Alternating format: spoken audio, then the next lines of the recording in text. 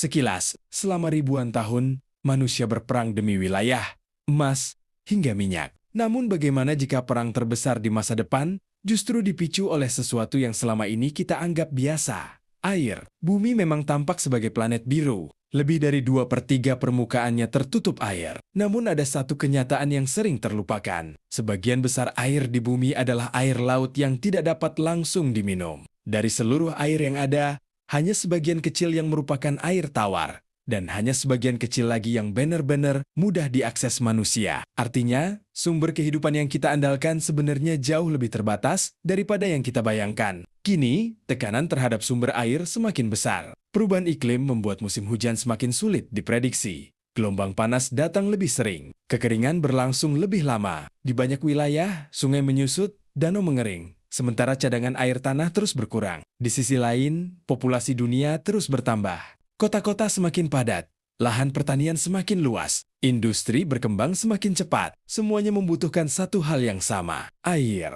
Ketika kebutuhan terus meningkat, tetapi persediaan tidak bertambah, perlahan dunia mulai memasuki babak baru. Babak perebutan sumber daya yang membuat situasi semakin rumit.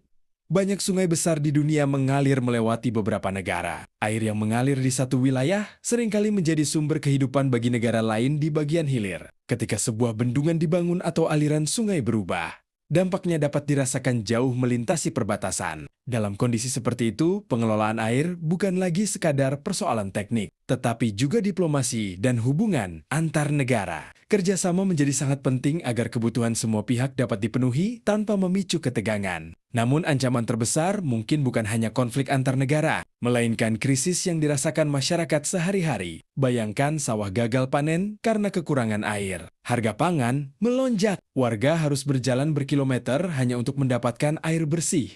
Rumah sakit kesulitan menjaga sanitasi. Pabrik mengurangi produksi, pembangkit listrik terganggu. Semuanya berawal dari satu hal, air yang semakin sulit didapat. Karena itulah, banyak ilmuwan menyebut air sebagai salah satu tantangan terbesar abad ke-21.